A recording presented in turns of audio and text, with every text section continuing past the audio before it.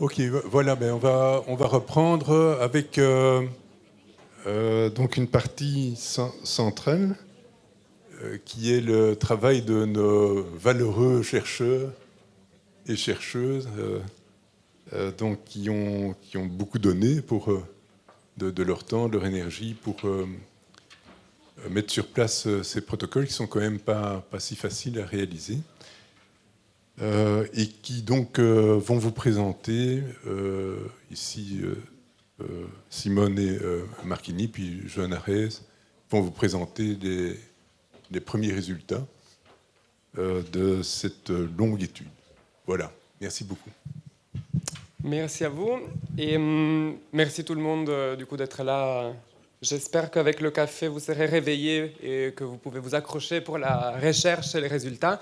On a essayé on va essayer de tenir le temps et ne pas dépasser. Donc moi c'est Simone Marchini, je suis assistant en pédopsychiatrie, j'arrive à la fin de mon assistanat et doctorant à la faculté de l'ULB et je commence à présenter les 4 ans de recherche et nos résultats et je vais me coordonner du coup avec Johanna Reis qui est également assistante en pédopsychiatrie et doctorante à la faculté de l'ULB. On a mené une grande partie de recherche dans le cadre de la chaire de psychiatrie de transition. Alors, avant de commencer, je vais vraiment prendre un tout petit peu de temps. On a beaucoup parlé en début de matinée sur la question des approches. Je vais vraiment faire une petite introduction par rapport aux approches et le contexte, le cadre conceptuel dans lequel on a inscrit notre recherche. Ce n'est pas pour vous ennuyer, mais pour se comprendre, parce qu'on a beaucoup parlé d'approches dimensionnelles, catégorielles.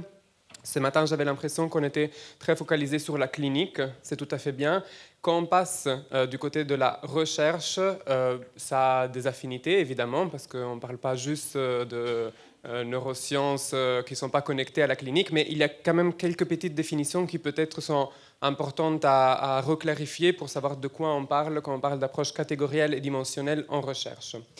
Le cadre conceptuel et les facteurs prédisposants à l'adolescence et l'âge adulte, sans se attarder beaucoup plus, on voulait juste remettre le cadre conceptuel au niveau des 3 étapes fondamentales de formation cérébrale, de réorganisation du coup, durant l'enfance et l'adolescence, et la 3e phase à l'âge adulte de maintien de toutes les fonctions, où ce qui est pour nous le plus important, c'est effectivement la fenêtre d'opportunité que vous voyez ici en vert, où il y a l'impédance la plus élevée de la courbe symptomatique, où grosso modo c'est exactement la tranche d'âge qui nous intéresse entre les 15 et 25 ans, où les symptômes et la gravité et l'intensité du retentissement augmente le plus. C'est en lien aussi au développement cérébral et la réorganisation cérébrale. Et donc c'est vraiment pour nous la fenêtre thérapeutique la plus importante pour changer ce qui est la réalité clinique et le retentissement des jeunes durant la fin de leur adolescence et le début de leur âge adulte, mais aussi sur leur pronostic et qualité de vie à plus long terme. En ce qui concerne les questions ouvertes et les défis actuels, professeur Delven nous a fait une introduction excellente, je ne vais pas m'étaler, mais du coup, on en a ciblé principalement les 2 qui sont les plus pertinentes et encore ouvertes. C'est à la fois la compréhension qui doit se peaufiner par rapport à la psychopathologie qui est très spécifique pour cette population, et également, le 2e volet, la question des modèles de soins qui ils existent déjà, mais qu'il faudrait peut-être concevoir comment les adapter et éventuellement les innover pour qu'ils soient le plus proches et qu'ils puissent répondre de la façon la plus spécifique aux besoins des jeunes en âge de transition. Donc, sur la question de l'approche, comme je vous disais, ici on a essayé de clarifier la question des 2 approches catégorielles et dimensionnelles. À gauche, vous verrez, oui c'est à gauche pour vous aussi, hein, c'est le principe, catégoriel, c'est il y a une notion de absence-présence, vous voyez un peu blanc-noir, c'est souvent en recherche, mais du coup ça trouve son sens aussi en clinique, pour des notions comme homme-femme, est-ce qu'une femme est enceinte ou pas enceinte, c'est des choses assez précises. oui ou non, il y a une condition, que ce soit pathologique ou pas. La question de l'approche dimensionnelle, c'est une question qui fait référence à une question de continuité, beaucoup plus que discontinuité, où il y a un spectre, il y a un gradient d'intensité de symptômes ou même de la condition prise en examen. Des exemples assez concrets, c'est la question de la taille. On n'est pas grand, pas grand. Il n'y a pas un seuil pour lequel on dit là on est grand ou là on est petit. En tout cas, moi, je ne suis pas à connaissance. Et par contre, il y a une continuité où toute taille est à prendre en compte et on prend en compte d'une façon continuelle. Donc, ça représente une dimension. Okay, donc ça, c'est le cadre conceptuel. En psychiatrie, il est vrai, on a mis la question, les différents tomes que vous voyez tout en haut à gauche, des DSM, on pourrait citer aussi le ICD, mais différents autres manuels. Ils utilisent des catégories où on décrit la présence ou l'absence d'une condition pathologique, d'une maladie mentale, et ceci a été initialement conçu pour des fins statistiques et de recherche. Okay, ça, il faut s'en rappeler. En tout cas, le DSM, c'est un manuel qui, à la base, était conçu pour des fins de statistiques et de recherche. Donc, qu'est-ce qu'on faisait? Le processus pour arriver à constituer le DSM initialement, c'était l'agrégation d'individus qui partageaient plus ou moins le même groupe de symptômes et qui étaient effectivement similaires. Et en les rassemblant avec ces caractéristiques partagées, on a identifié que cette condition était une condition définie comme pathologique. Et donc, par opposition, ceux qui ne le partageaient pas et qui du coup n'avaient pas le même listing de symptômes, il était considéré comme en absence de pathologie. Donc vous voyez l'approche catégorielle, absence-présence. Ce qui est par contre de l'approche dimensionnelle en psychiatrie, c'est très très récent, c'est pas très nouveau, mais le DSM-5 intègre quand même à plusieurs niveaux la question du spectre en fonction de différents diagnostics. Donc il y a quand même un chevauchement. Ici, on a décidé d'être un peu à nouveau clair pour des fins de compréhension, mais il y a quand même certains degrés de chevauchement. Eh bien, on considère plutôt des dimensions qui sont importantes, et on va les voir petit à petit, pour après en déterminer l'intensité et faire en quelque sorte un profil symptomatique de intensité qui est caractéristique pour chaque jeune et chaque individu. Évidemment, ça rajoute de la complexité. Professeur Conrach nous rappelait dans la discussion, il faut tenir compte de la complexité, mais dès qu'on introduit la complexité en recherche et donc par la suite en clinique, ça devient encore plus difficile de se mettre d'accord et se comprendre. Donc, mais bon, c'est un défi. Nous, on a voulu y croire. On a été effectivement encouragé par la Fondation Rabaudouin et on s'est lancé dans cette approche catégorielle. Notre modèle principal, c'est l'ERDOC. Moi, la première fois que je l'ai vu, j'ai eu peur et je me suis dit, oh là là, qu'est-ce qu'on va faire? Mais bon, je ne vais pas vous ennuyer plus, mais c'est pour effectivement illustrer la complexité. On ne va pas rentrer dans tous les domaines. Nous, d'ailleurs, même dans notre protocole de recherche, on a été à certains niveaux, à certains domaines. Il y a toute la partie neurobiologique et génétique qu'on n'a pas explorée. Donc, on peut faire de la recherche dimensionnelle sans pour autant devoir accéder à tout niveau. On peut s'arrêter sur les choses qui nous paraissent plus importantes, mais c'est au moins d'intégrer à la fois les domaines qui sont en bleu, qui partent de la gauche vers la droite, en intégrant tous les aspects à la fois génétiques, moléculaires, des circuits neuronaux, physiologiques et après comportementaux et de autodétermination et de autodéclaration, qui sont en interaction avec l'environnement et qui prennent en compte de l'approche neurodéveloppementale. Okay? Donc c'est vrai, c'est complexe, mais ça peut en tout cas servir à comprendre mieux les phénomènes et du coup la psychopathologie lors de l'âge de transition. Si on veut prendre un exemple, il nous paraît intéressant ce schéma. À nouveau, j'espère que ça ne fait pas peur. Je vais essayer de me plonger avec vous. C'est le continuum entre dimensionnel et catégoriel. Donc, si vous prenez tout en haut, à partir des symptômes cliniques, la déficience intellectuelle tout à gauche, eh bien, il y a une continuité symptomatique avec le spectre de l'autisme, et puis encore un partage de certains éléments avec la schizophrénie et les troubles psychotiques, pour en finir sur les troubles mono et bipolaires, donc de l'humeur affective.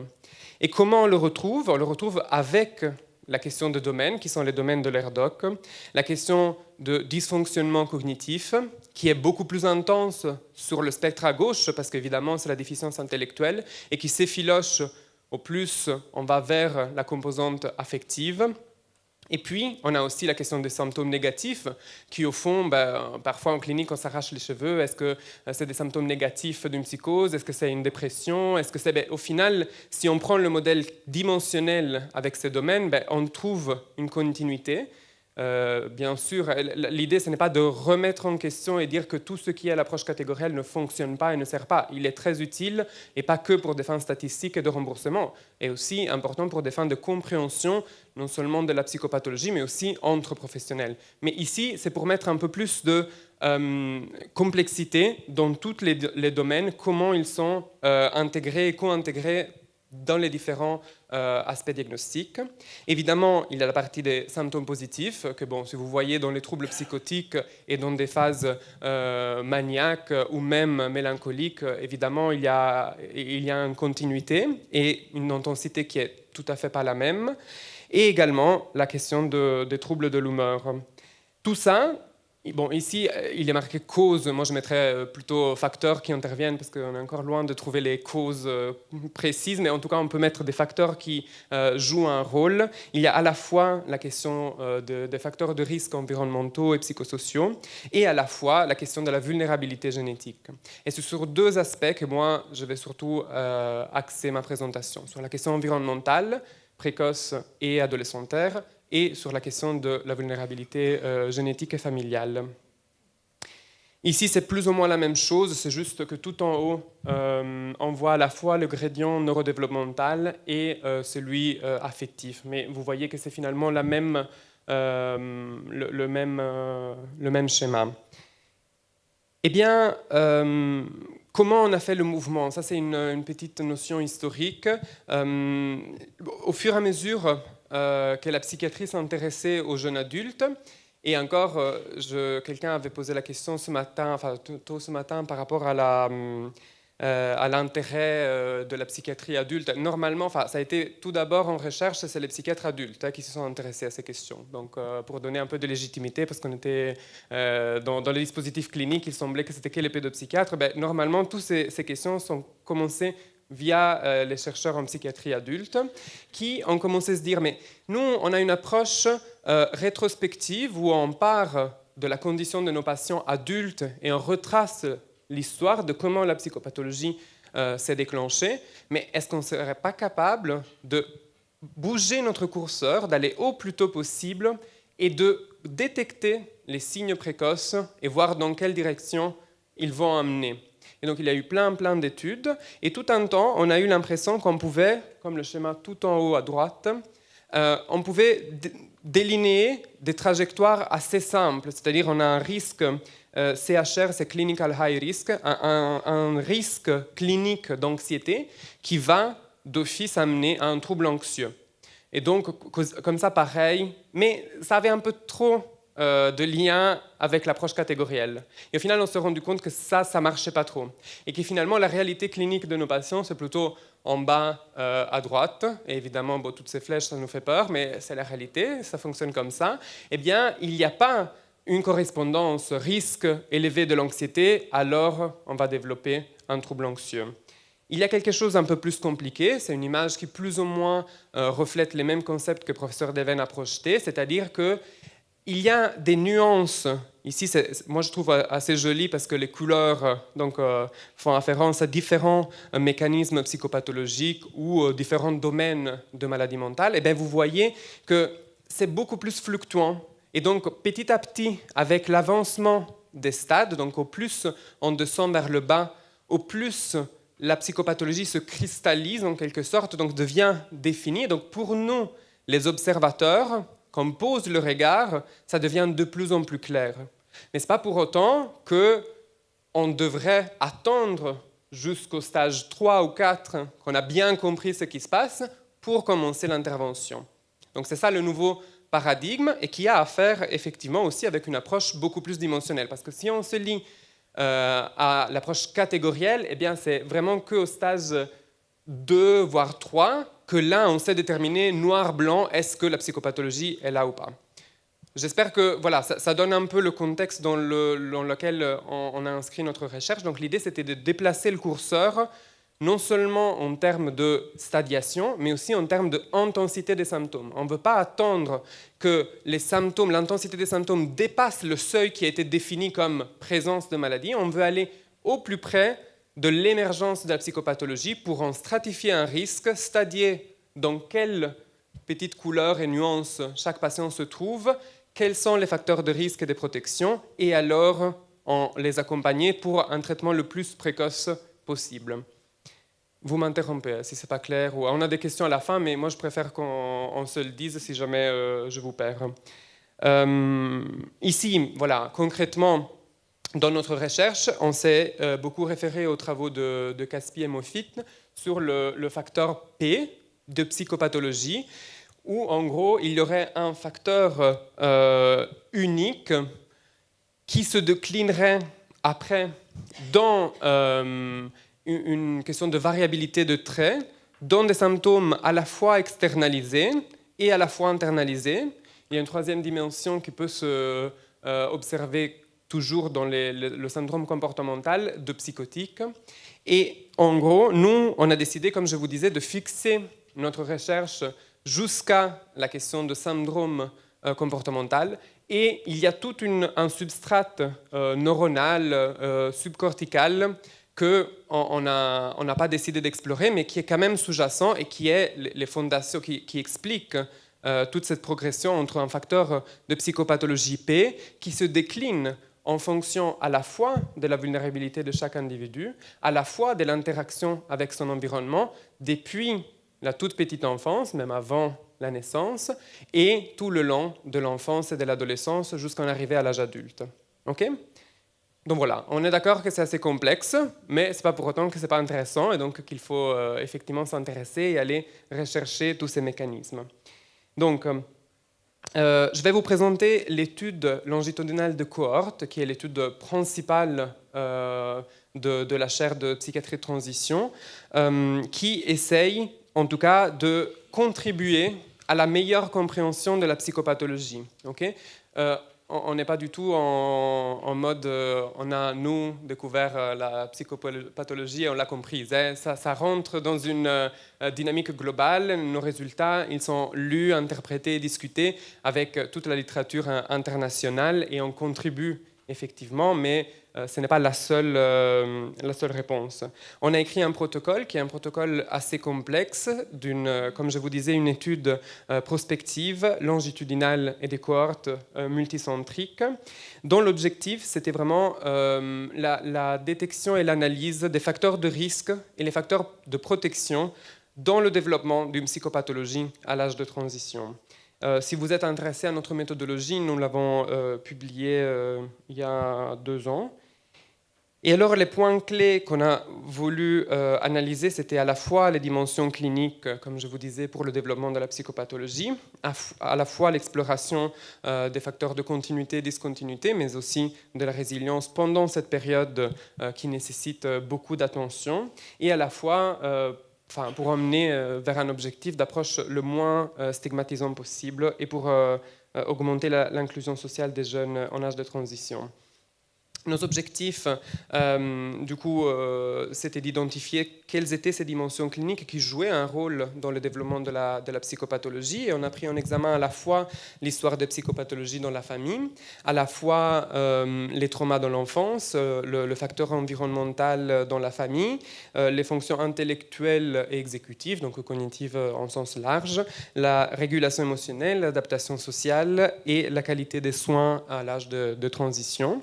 Et alors, on essayait d'attribuer un rôle soit de protecteur ou soit de risque, d'étudier et d'analyser sur tous ces facteurs dans le développement de psychopathologie à l'âge de transition. Le schéma, je ne sais pas si ça clarifie ou si ça complexifie, en tout cas, comme on l'a imaginé, vulnérabilité génétique et facteurs environnementaux qui sont à la base. Donc on parle à la lecture de la gauche, qui interagissent entre eux et qui peuvent avoir un rôle sur la psychopathologie chez les jeunes en âge de transition, soit d'une façon directe, ou bien en ayant un effet médié via des bases neurodéveloppementales ou via des bases affectives.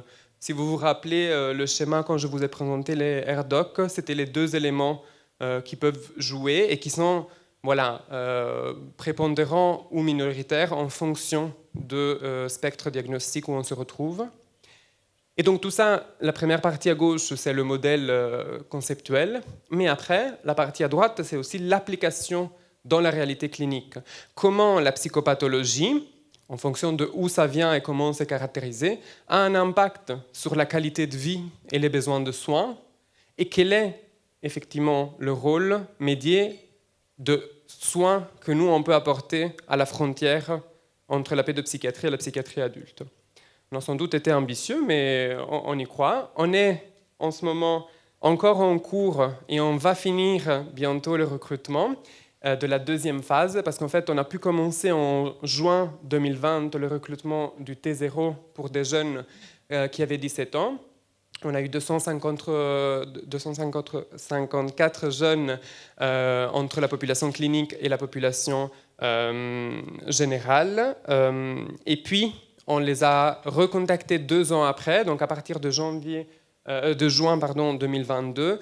Et le petit retard s'explique à cause d'une petite pandémie. Je ne sais pas si vous étiez au courant, mais il s'est passé. Et du coup, voilà, on a dû retarder un peu et on va terminer la deuxième phase en décembre 2023. Et donc là, je vous présente surtout les données, les résultats de la première phase à T0. Et puis, ça sera avec beaucoup de plaisir et d'intérêt qu'on voudra repartager encore les résultats à la toute fin de cette étude.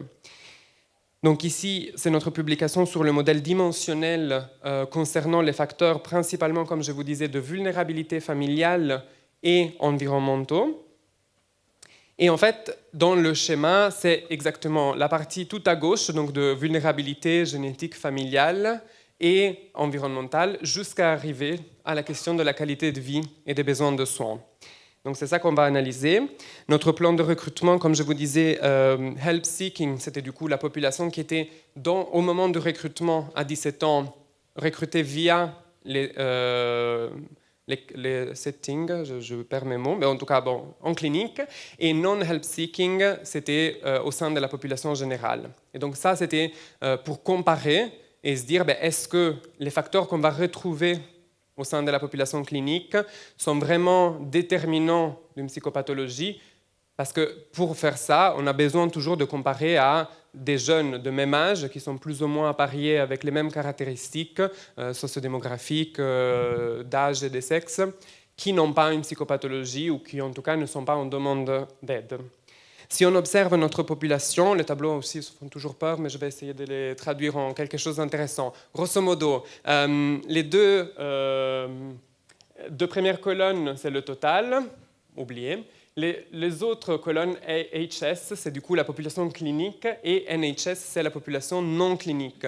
C'est qu'on voit tous ces p-valeurs, en gros, ça veut dire est-ce qu'il y a une différence entre les deux populations ou pas.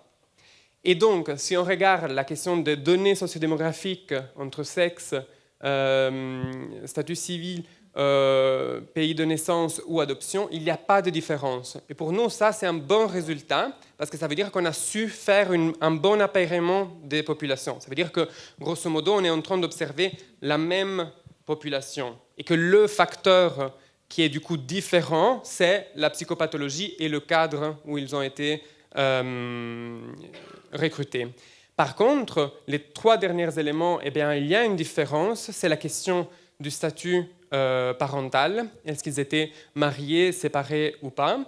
Et ça, à nouveau, en littérature, c'est récurrent. Chez les jeunes qui se présentent en clinique et qui ont une psychopathologie, il y a beaucoup plus de parents qui ont un statut différent que celui de couple. Est-ce qu'ils vivent en famille ou pas? Ça, à nouveau, c'est pas nouveau. Et est-ce qu'ils sont dans des parcours d'éducation et de travail? Et donc, tous ces trois éléments, c'était des éléments de différence dans notre population. Mais qui, à nouveau, voilà, ça réfère à la littérature, c'est pas tout nouveau. Et bien voilà, j'avais mis aussi, il faut regarder ça.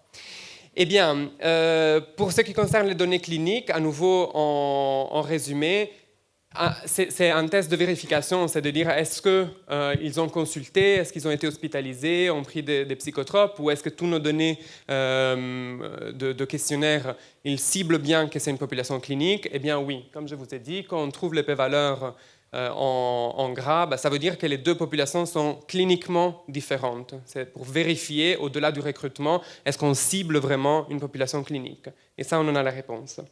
Qu'est-ce qu'on a voulu faire après? C'est analyser, comme je vous disais, les différents facteurs. Et si on va regarder la vulnérabilité familiale, eh bien, on retrouve que le facteur le plus important qui influence la psychopathologie à l'âge de transition, c'est la question de la famille de premier degré, donc des parents qui ont une psychopathologie ou pas.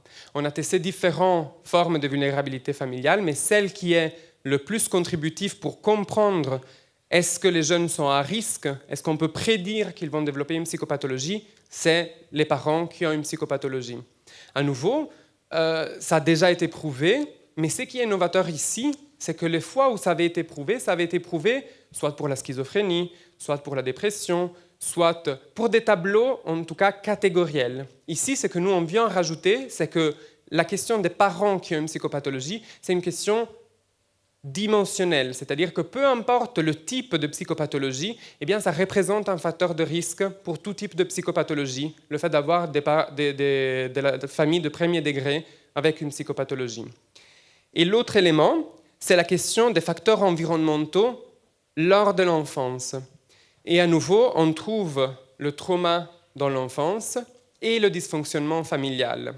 Bon, vous me direz, ça radote, on le sait déjà, mais quand même, on l'a trouvé. Et donc, le trauma de l'enfance, dans l'enfance, c'est un facteur commun à peu importe quel type de psychopathologie, pour prédire et se dire, là, il faut qu'on prête attention parce qu'il y a un risque accru de psychopathologie à l'âge de transition. Et également, la question du dysfonctionnement familial. Bon, dysfonctionnement familial, ce n'est pas forcément le terme qu'on aime le plus en clinique. À nouveau, ça, c'est recherche, mais on a des outils. Et à nouveau, bon, ça fait fonctionnement, dysfonctionnement. Mais en tout cas, quand dans la famille, il y a une évaluation, voilà, on a une évaluation clinique, une appréciation où on est inquiet et on sent que c'est quelque chose de fragile, eh bien, ça peut nous aider à prédire que les jeunes en âge de transition ont un risque accru de développer une psychopathologie. Donc, grosso modo, parmi les facteurs environnementaux à l'adolescence et à l'âge de transition, on a trouvé rien ou presque rien. Il y a juste la question des drogues qui ne sont pas, enfin des substances qui ne sont pas alcool, tabac, cannabis, ouais, ces trois-là. Quand les jeunes, évidemment, consomment autres drogues que ces trois que je viens de vous dire, eh bien, ils ont un risque accru de psychopathologie. Mais ça, si vous voulez, c'est un peu... Enfin, déjà, la taille de l'effet de ce facteur n'était pas énorme. Et de deux, c'est une question qui vient aussi radoter parce qu'à la fois, on pourrait considérer que le fait de consommer ces substances est elle-même déjà une psychopathologie. Donc, ce n'est pas un facteur que nous, on a mis le plus en lumière. Vraiment, les trois facteurs que vous voyez ici sont les plus importants. Et également, du coup, le facteur groupe. Donc, le fait d'appartenir, tout ça, c'est les mêmes résultats, mais résumés dans des modèles dimensionnels. Le fait aussi d'appartenir au groupe clinique, c'est en lui-même un indicateur. Eh bien, à nouveau, c'est logique, mais si on déplace le curseur vers la pyramide qu'on a vue tout à l'heure et qu'on se met en position de niveau 1, Primary Care Mental Health Services, eh bien, on a une recette qui devient de plus en plus précise pour lister les points d'attention qui pourraient permettre de prédire le risque de développer une psychopathologie. Et donc, on a effectivement la question du trauma dans l'enfance. Donc on se met dans les chaussettes d'un médecin généraliste, d'un intervenant de PMS, quelqu'un à l'école. Bon, on n'a pas tout le temps accès à ces éléments, mais au moins de les garder en tête et d'avoir de l'alerte quand on commence à cumuler ces facteurs. Trauma dans l'enfance, dysfonctionnement familial, demande de soins, donc que ce soit du côté des jeunes ou du côté de la famille, dès qu'il y a une demande, qu'on dit mais moi j'aurais besoin, ou même un petit questionnement, donc sans que la démarche soit faite, mais dès que la demande commence à émerger, et la question des antécédents, qui était au niveau statistique en tout cas un tout peu moins puissante si on regarde le modèle avant, mais qui trouvait de toute façon sa pertinence. Donc ces 4 ingrédients, ces 4 facteurs sont pour nous la clé, les 4 éléments qui devraient alerter la première ligne et dire là, c'est le moment de référer vers une évaluation spécifique.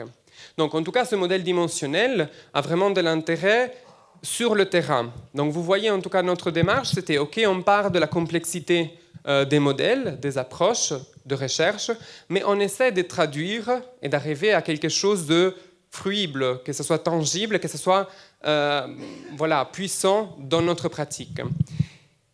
Et après, le dernier petit volet de cette analyse dimensionnelle du T0, c'était la question effectivement du lien avec la psychopathologie et la qualité de vie et les besoins de soins. Dans une matrice des corrélations, donc vous voyez en bleu quand la corrélation est positive, donc c'est-à-dire que les différents modules vont dans la même direction, donc quand un augmente, l'autre augmente aussi. Alors qu'en rouge, c'est quand un augmente, la corrélation est inverse. Donc quand un augmente, l'autre diminue. On a décidé de le mettre un peu plus simple. Grosso modo, c'est quand les besoins de soins augmentent, eh bien la qualité de vie diminue. Ça paraît logique, mais à nouveau, on le prouve dans la population clinique prise en examen. Et alors, cette relation, cette balance, elle est médiée effectivement par la psychopathologie. Et donc tout ça aussi, c'est très intéressant parce que ça donne des éléments très très concrets. Nous, on a été surpris, choqués quand on regardait les données, les résultats des questionnaires de qualité de vie de nos jeunes à 17 ans qui sont pris en charge. Les scores, ils étaient tellement moins élevés que les scores des autres jeunes recrutés de la population générale, ça faisait vraiment réfléchir. Et donc, il faut se dire que la question de la psychopathologie n'est pas juste une question intellectuelle, scientifique. Sans doute, ça l'est. Nous, ça nous intéresse et c'est intéressant de le découvrir, mais ça a un impact concret dans la vie de nos patients et de ces jeunes. Eh bien, j'arrive à la fin. Bon, je ne dépasse même pas le temps, t'imagines. Alors, à venir, donc, en bleu, on a effectivement présenté. Il y aura aussi une autre partie dans l'avenir sur la qualité de vie et, et les besoins de santé mentale. Mais surtout, on va développer et détailler beaucoup plus. Quels sont les schémas de rôle médié ou direct à travers les bases neurodéveloppementales, les bases affectives, et du coup, quel est le rôle de la qualité du soin qu'on propose à cette frontière et qui peut avoir un impact sur la question de la qualité de vie et des besoins en santé mentale. Je m'arrête là, mais ce n'est pas fini. C'est Johanna qui va reprendre le micro et va continuer avec la suite de nos résultats. Merci beaucoup.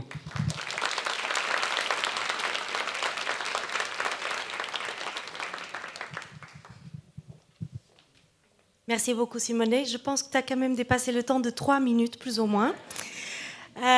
C'est vrai que quand on a commencé nos études de recherche, on s'est d'abord concentré sur la question de compréhension de la psychopathologie des jeunes en âge de transition, mais très rapidement, on s'est aussi posé la question de adaptation des modèles de soins existants en santé mentale.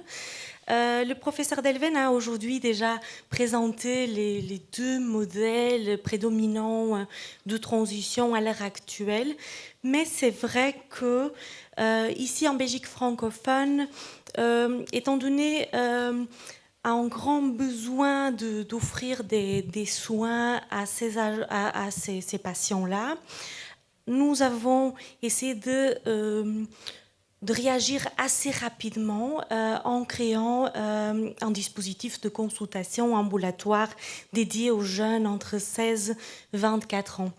Et c'est vrai que nous, on avait beaucoup d'inspiration que nous avons essayé de mettre en place. Notamment, on souhaitait que ces dispositifs-là auraient accès à une expertise et pédopsychiatrique et psychiatrique adulte. On souhaitait aussi créer un dispositif flexible, youth-friendly, expression un peu à la mode, avec une approche transdiagnostique dimensionnelle. On souhaitait que les soins soient accessibles, mais aussi avec des bonnes connexions aux soins spécialisés.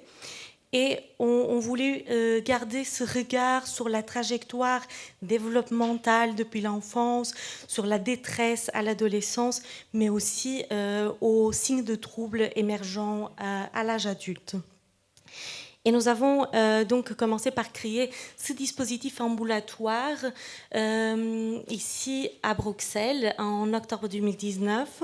Et les sites qui ont participé au tout début, c'était les consultations pédopsychiatriques de l'hôpital Erasme, les consultations de psychiatrie du CHU Brugman et les consultations pédopsychiatriques de l'UDERF. Assez rapidement, le SSM ULB s'est aussi ajouté au niveau de l'équipe pédopsychiatrique en octobre 2020. Et c'est vrai que en faisant la recherche littérature sur les modèles de soins, sur la question de consultation spécifique de cette tranche d'âge, on se posait beaucoup de questions et assez rapidement, on a souhaité d'une certaine façon évaluer les dispositifs qu'on était en train de mettre en place. Et c'est vrai que c'est là que nous avons commencé un travail d'analyse de demande, des situations cliniques et des soins proposés. Une première phase qu'on a analysée entre octobre 2019 et plus ou moins 2021. Et puis, bon, à nouveau, il a eu une petite pandémie et c'est vrai qu'on sentait que c'était intéressant d'élargir les résultats pour avoir une cohorte plus grande, mais aussi parce que la question de la pandémie représentait un biais de sélection. Nous avons quand même publié les premiers résultats et la deuxième partie d'analyse est en cours. Vous pouvez consulter l'article si vous le souhaitez, mais c'est ces premiers résultats que je vais présenter aujourd'hui. D'un point de vue méthodologie, je ne vais pas aller extrêmement en détail, mais c'est vrai que vous allez voir qu'il y a des inspirations parallèles entre le premier étude et le deuxième. Au niveau de méthodologie, nous avons gardé une approche dimensionnelle et d'un point de vue clinique et d'un point de vue de recherche. Et c'est vrai que dans cette étude, on s'est surtout concentré à savoir finalement dans ce dispositif qui est l'envoyeur, qui nous envoie les patients, qui sont les demandeurs des soins. Est-ce que c'est les parents? Est-ce que c'est le jeune? Est-ce que c'est quelqu'un d'autre? On a aussi fait une analyse de données sociodémographiques pour mieux comprendre cette population et on s'est concentré au type de symptômes principal qui amenait finalement le patient à consulter en gardant cette approche dimensionnelle. Donc ça veut dire que on n'a pas détaillé en profondeur quel était le symptôme ou les symptômes, quel était le diagnostic DSM catégoriel qu'on a posé, mais surtout quelle était la dimension affectée qui a mené à consulter.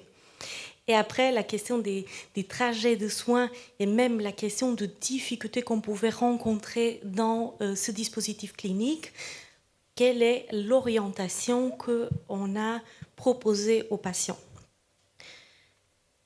Nous avons fait une évaluation psychiatrique qui suivait le modèle CAPA. Et comme je vous expliquais, il avait la question de symptôme principal qui conduisait à la demande de consultation, mais ça, j'ai déjà expliqué. On avait une population constituée avec plus de femmes que d'hommes, ce qui est très, très commun dans les études qui ont été réalisées dans cette tranche d'âge. Nos patients, ils étaient vraiment à la frontière de la psychiatrie de l'adulte et de la pédopsychiatrie. On avait en moyenne un âge de 18,6, 80% de patients qui sont nés en Belgique, mais 20% de patients qui sont nés dans d'autres pays, qui étaient dans une formation surtout tertiaire, haute école, université, mais aussi secondaire. Et la plupart des patients ne travaillaient pas le moment où on les a vus. Au niveau des envoyeurs, ce qui est intéressant à voir, c'est que la première ligne était constituée plus ou moins de 30% médecins généralistes, psychologues. La première ligne était un des grands envoyeurs de ce dispositif. Il avait environ 20% de pédopsychiatres qui ne transféraient pas ces patients de la pédopsychiatrie à la psychiatrie d'adultes directement, qui les envoyaient à notre dispositif. Il avait aussi des psychiatres d'adultes, 8%, qui avaient rencontré des jeunes, mais qui trouvaient peut-être que le dispositif qu'ils pouvaient proposer n'était pas le plus adéquat aux besoins des jeunes et qui radressaient vers nos consultations. Au niveau des demandeurs, et je pense que je vais prendre un peu ce qu'on a discuté avec le professeur Delven ce matin. On avait surtout des jeunes qui étaient en demande de soins, environ 50%, mais les familles à cette tranche d'âge constituaient encore un grand morceau des demandeurs. Ils constituaient 40% des demandeurs. Et c'est vrai que, si je peux faire un peu le parallèle entre la recherche et la clinique, les familles, elles souhaitaient être impliquées. Elles étaient à l'origine de la demande dans une grande partie des demandes. Ici, je pense qu'il est intéressant de voir que la première ligne avait plutôt tendance à envoyer les patients pour des symptômes plutôt d'ordre externalisé ou d'ordre internalisé, tandis que les pédopsychiatres avaient plutôt tendance à envoyer les patients pour des symptômes psychotiques, ce qui nous questionnait en termes de difficultés que les pédopsychiatres pouvaient aussi rencontrer en termes de gestion de ces troubles. Au niveau des demandeurs et du symptôme principal, ici c'est vraiment en lien avec la recherche internationale, mais c'est vrai que quand le patient il présente un trouble internalisé, il aura plutôt tendance, lui, à demander de l'aide, tandis que quand le patient présente des symptômes plutôt d'ordre externalisé ou psychotique, c'est plutôt la famille ou les autres qui ont tendance à faire la demande de consultation. Je vous rappelle que ce dispositif de consultation était un dispositif où le jeune il était toujours volontaire de venir en consultation et ils n'étaient pas sous contrainte. Et quand on a évalué la proportion de troubles en deux symptômes, on avait plutôt des symptômes internalisés, suivis des symptômes externalisés et plus rarement des symptômes psychotiques. Ici, c'était aussi en lien avec la littérature internationale qui montrait que les filles venaient plutôt pour des symptômes internalisés, tandis que les garçons présentaient plutôt des symptômes externalisés ou psychotiques. Et il est intéressant de voir qu'au niveau des âges, les patients qui présentaient des symptômes internalisés ou externalisés, ils étaient en moyenne plus jeunes que les patients qui présentaient des symptômes psychotiques. C'est intéressant parce que probablement que beaucoup de patients consultent pour des symptômes internalisés, externalisés, avant de présenter les symptômes psychotiques, et c'est ça qui justifie cette différence d'âge. C'était aussi visible dans nos études que les patients qui présentaient des symptômes psychotiques venaient plus souvent dans notre pays, ce qui est aussi en lien avec la littérature internationale. Au niveau des orientations médicales, c'est vrai que nous pensons, quand nous réfléchissons aux résultats, que cette question des orientations médicales reflète les difficultés qu'on avait souvent en clinique. À savoir que quand le patient il venait dans le dispositif, il avait toujours une évaluation pédopsychiatrique psychiatrique initiale. Et cette évaluation durait environ 3 entretiens. On n'avait pas un temps fixe, mais je vous dis en moyenne. Et en fonction de cette évaluation initiale, on pouvait décider de mettre fin au suivi pédopsychiatrique psychiatrique. Et ça, on le faisait, mais quand je vous parle de mettre fin au suivi psychiatrique, ça ne veut pas dire mettre fin à tout type de soins. Ces patients, ils pouvaient être orientés vers un suivi psychologique, vers d'autres secteurs. Et cela nous arrivait dans 17% des situations. Après, souvent, on faisait aussi un suivi dans ce programme et par la suite, on réorientait. Et c'est vrai que je pense que ce que les résultats reflètent, c'est que ce n'était pas toujours facile d'envoyer les patients au service de psychiatrie d'adultes, même quand ils étaient déjà prêts. Et on avait tendance à continuer à suivre ces patients pendant une période avant d'arriver à faire cette transition. Donc nous, on a suivi pendant une bonne période environ 40% des patients. Il y a des patients qui, on estimait qu'ils n'étaient pas prêts à aller directement en psychiatrie d'adulte et qu'on a même référencié en pédopsychiatrie. C'était des rares situations et normalement c'était des situations où on avait besoin de soins hospitaliers, on avait besoin d'une hospitalisation. Après, nous avons eu des patients qui ont fait le trajet vers la psychiatrie d'adulte dans 20% des cas. Une donnée qui nous a un peu choqués au début, c'était de voir que l'âge des patients suivis était supérieur à l'âge des patients non suivis. Je n'ai pas une réponse avec beaucoup de certitude par rapport à cette donnée, mais c'est vrai qu'on était interpellés parce qu'on se disait, finalement, s'ils sont plus âgés, en théorie, ils devraient être plus prêts à passer en psychiatrie d'adulte que les plus jeunes. Et c'est vrai que en faisant les études, en passant des tests statistiques, on voyait que c'était pas le genre, c'était pas l'âge, c'était pas le type de symptôme principal qui nous amenait à la décision d'envoyer en psychiatrie d'adultes. Et c'est vrai que c'est là qu'on se questionne qu'il a sûrement beaucoup d'autres paramètres, des paramètres peut-être moins artificiels, qui doivent motiver la transition vers la psychiatrie d'adulte.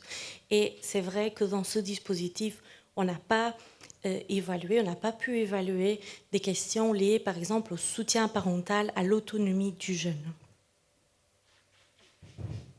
Ici, c'est vrai qu'en termes de conclusions générales, et c'est des conclusions qui sont fort inspirées par les résultats de la recherche, mais aussi pour l'expérience clinique de ces 4 ans, les soins spécifiques pour les jeunes 16-24 ans, quand on utilise une approche transdiagnostique, elles permettent de mettre en place des stratégies préventives, une intervention précoce.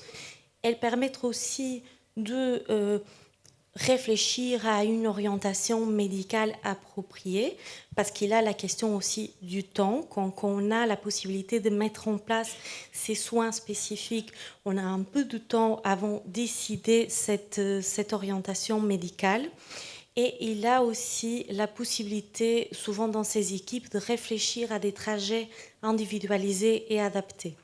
Comme je vous disais, les facteurs qui décident l'orientation entre la pédopsychiatrie et la psychiatrie d'adulte, elles ne vont pas simplement dépendre de l'âge ou du type de psychopathologie. Il y a beaucoup d'autres variables qu'on souhaiterait mieux connaître, mieux explorer, qui joueront sûrement un rôle très important dans cette décision. Je laisse aussi quelques pistes et astuces pour améliorer la transition, parce que même si ici, il y a des grands efforts pour améliorer le soin pour les patients de cet âge-là, pour créer des services, des structures spécifiques, il y a des choses que nous pouvons tous faire, peu importe, en environnement ambulatoire, en environnement hospitalier. notamment la question de continuité d'information, la question de planifier ces transitions avec le jeune, avec la famille, de pouvoir proposer une période de soins parallèle avec un travail coordonné des deux équipes, de permettre aussi une continuité du soin sur le long terme selon l'état clinique du patient. C'est une donnée que nous, on ne pouvait pas, d'un point de vue de recherche, évaluer artificiellement, mais il faut penser à l'état clinique du patient, la stabilisation clinique du patient avant de faire un passage qui pourrait être difficile. Et après, la question des principes, et c'est de ça que je parlais tantôt, la question de l'autonomie, la question du temps, la question de fournir les informations adéquates aux patients et de le soutenir dans le passage. Pour parler de milestone aussi un peu en parallèle avec l'exposé du professeur Delven, c'est vrai qu'à l'heure actuelle, et c'est une petite nouvelle, nous avons disponible des outils qui nous permettent à évaluer le processus de transition. Il y a la trame et la trame qui ont été proposés par le projet Milestone. La trame, c'est un outil qui va identifier les jeunes pour lesquels une transition est obligatoire, parce qu'il y a des jeunes qui ne vont pas nécessairement avoir besoin d'une transition, mais aussi pour lesquels une transition est déjà appropriée. Il y a plusieurs modules avec des échelles d'évaluation différentes où on va évaluer, je vous donne des exemples, le soutien parental, la sévérité de psychopathologie. Elle a une version pour le jeune, pour les parents, pour les cliniciens. Et c'est les résultats de ces trois versions qui va vraiment nous donner une idée si le jeune est finalement prêt, la famille, à faire la transition. Et puis là, une échelle qui est beaucoup plus petite, beaucoup plus courte et simple, qui est la TROM, et qui va analyser la qualité de la transition à la fin de celle-ci. C'est une échelle qui sera très utilisée en recherche, même si elle peut être utilisée en clinique pour évaluer la qualité du processus de transition dans les services où il y a déjà des protocoles établis. Je retourne à ce schéma qui est très, très, très simpliste, avec des patients qui présentent plutôt des troubles psychiatriques depuis l'enfance d'un côté, et d'autre côté, le début précoce de troubles psychiatriques à l'âge de transition.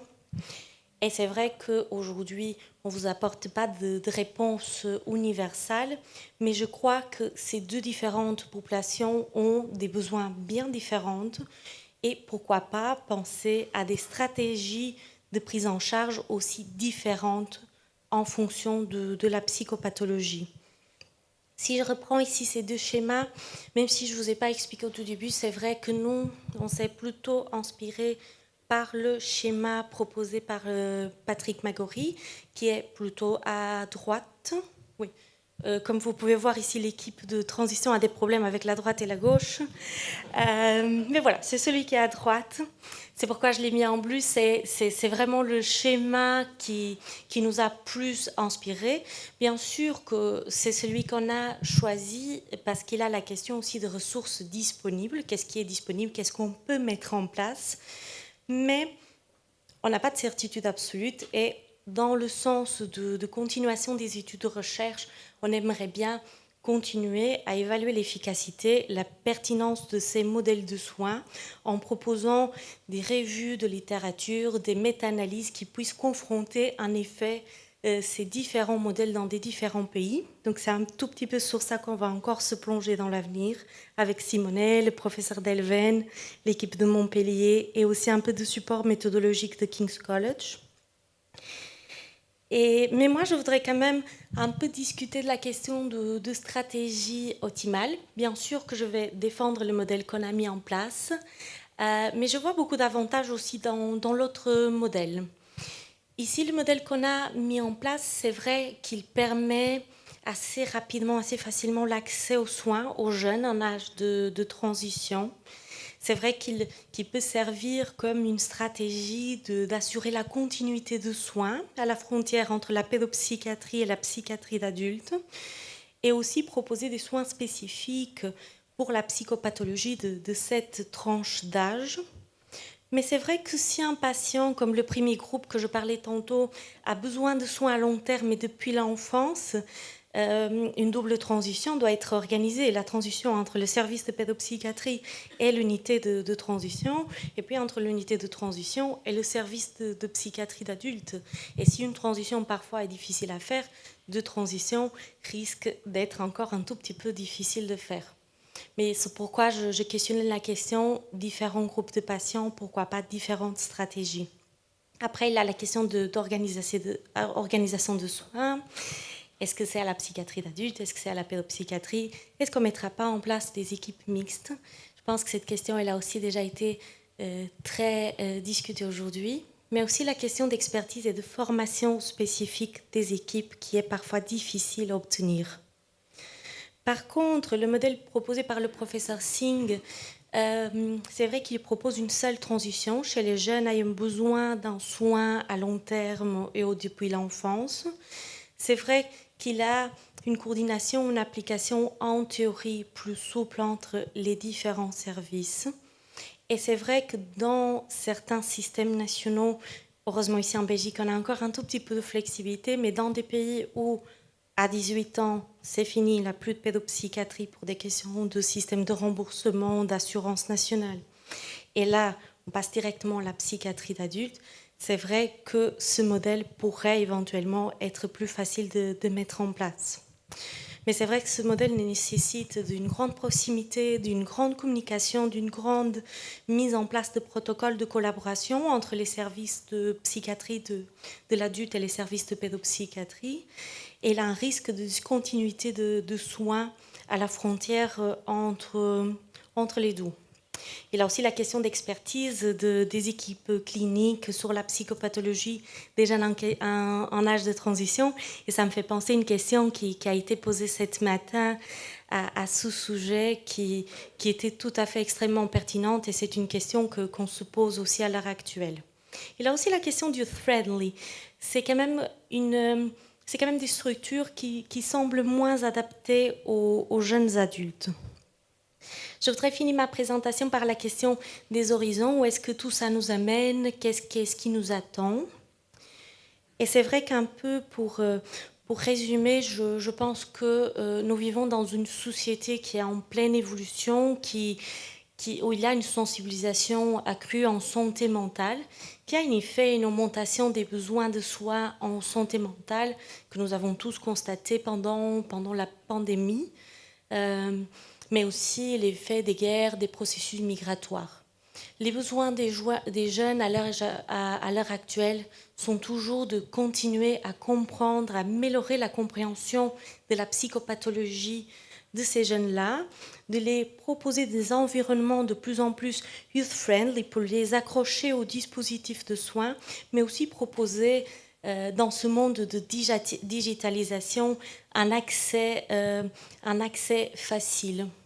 Au niveau des défis, je pense qu'à l'heure actuelle, c'est encore important d'améliorer l'accès aux soins, de garantir la continuité des soins, mais aussi de proposer des soins adaptés, parcours individualisés à ces jeunes-là.